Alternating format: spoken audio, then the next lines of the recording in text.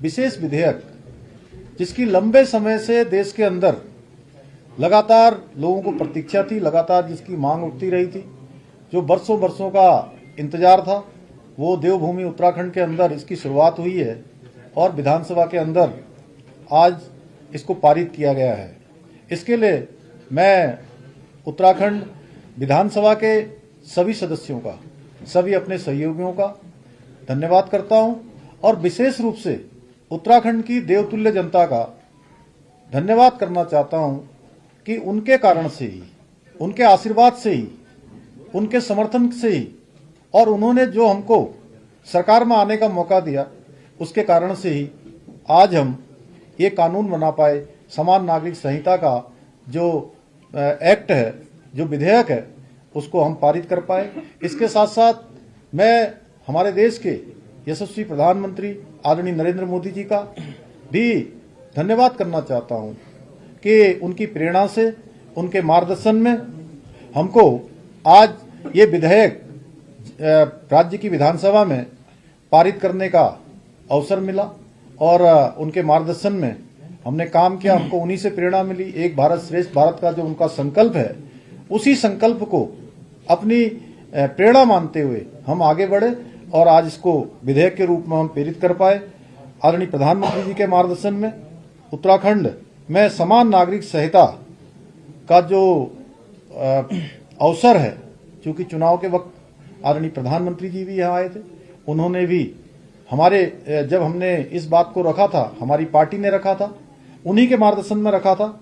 यह कानून सबको एक तरह से समानता का कानून है, सबको एक रूपता का कानून है, सबकी एकता का कानून है, सबका समान अधिकार का कानून है।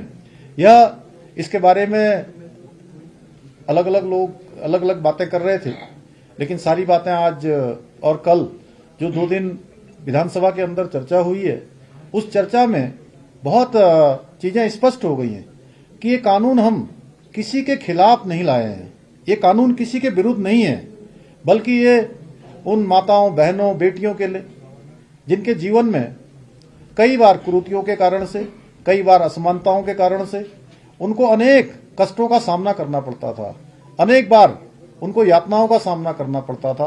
उन कुरीतियों के कारण से उनका आत्मबल कमजोर होता था। उनके आत्मबल को मजबूत करने का काम, उनको उत्थान की ओर ले जाने का काम, उनकी सर्वांगीण उन्नति के लिए ये कानून हमने बनाया है। ये सब बच्चों के भी हित में है, मातृशक्ति के भी हित में। इस कानून में जहां विवाह, तलाक, गुजारा भत्ता, उत्तराधिकार, लिव इन रिलेशनशिप जैसे जो अनेक महत्वपूर्ण विषय हैं, उन सभी विषयों को इस कानून में शामिल किया गया है और लगभग 2 वर्षों के इस कालखंड में, लगभग 12 फरवरी 2022 से हमने जब इसका संकल्प लिया था, उत्तराखंड की देवतुल्य जनता के सामने रखा था, उसके बाद हमने कमेटी का गठन किया था, ड्राफ्ट बनाने वाली कमेटी। उन कमेटी के सदस्यों का भी मैं, उनका भी दिल से उनका धन्यवाद करना चाहता हूं। उन्होंने विभिन्न वर्गों के बीच में जाकर उस कमेटी ने काम किया, विभिन्न धार्मिक संगठनों के लोगों से भी बात की, उन्होंने जनजातियों के बीच में जाकर भी बात की, अनेक अनेक संगठनों से बात की और लगभग 10,000 लोगों से कमेटी ने प्रत्यक्ष रूप से संवाद किया और 2,33,000 के लगभग लोगों के विचार इसमें लिए, सुझाव लेकर, और 43 बड़े जनसंवाद के कार्यक्रम किए, दिल्ली में भी कार्यक्रम किया और जो ड्राफ्ट बनाया, उस ड्राफ्ट का हमने आकलन किया, हमारी मंत्रिपरिषद ने उसका आकलन किया, परीक्षण किया और उसके बाद उसको विधानसभा में विधेयक के रूप में प्रस्तुत किया।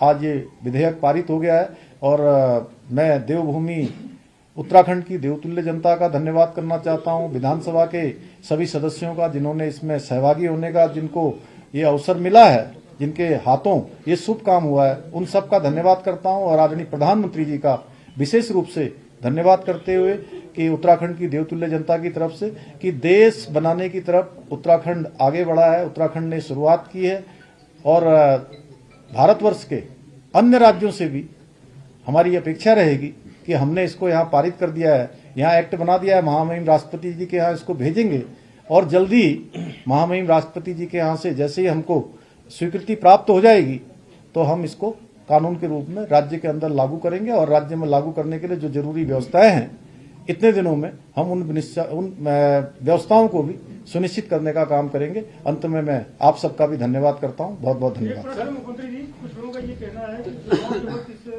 बिल को जानबूझकर लाया गया है जिससे कि इसका पॉलिटिकल माइलेज मिल सकेगा।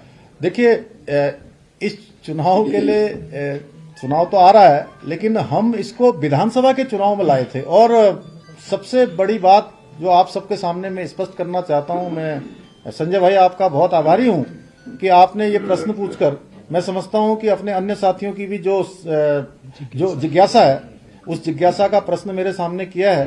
तो मैं बताना चाहता हूं कि ये विधानसभा का 2022 का आम चुनाव, उत्तराखंड विधानसभा का जो चुनाव था, उस चुनाव के समय 12 फरवरी 2022 को उत्तराखंड की देवतुल्य जनता के सामने हमारी पार्टी ने ये संकल्प रखा था, हमारे संकल्प पत्र में है कि हम सरकार बनने पर इसको लागू करने की दिशा में कदम बढ़ाएंगे, हम इसको लागू करेंगे। और आज वो संकल्प सिद्धि का दिन है, इसको अन्य नजरिए से नहीं देखा जाना चाहिए। हमने उत्तराखंड की जनता के साथ किया हुआ अपना वायदा निभाया है, अपना संकल्प पूरा किया है। उत्तराखंड की बात अन्य राज्यों में भी मांग हो रही है और उन्होंने कहा आप क्या कहना चाहिए? उत्तराखंड का यूजीसी अध्ययन करेंगे हम लोग। देखिए, हमने इसमें उत्तराखंड के हर वर्ग के बीच में जाकर और 2,33,000 के लगभग लोगों के विचार इसमें सम्मिलित किए हैं इस ड्राफ्ट में। और ये राज्य के अंदर पहला उदाहरण है कि उस राज्य की कुल जनसंख्या का 10% लोगों ने इसमें अपना कहीं न कहीं 10% परिवारों ने इसमें भाग लिया है। यह अपने आप में उत्तराखंड की देवतुल्य जनता की जो जागरूकता है, यह भी प्रदर्शित करती है कि ये इतनी बड़ी संख्या में लोगों ने अपने मत दिए हैं।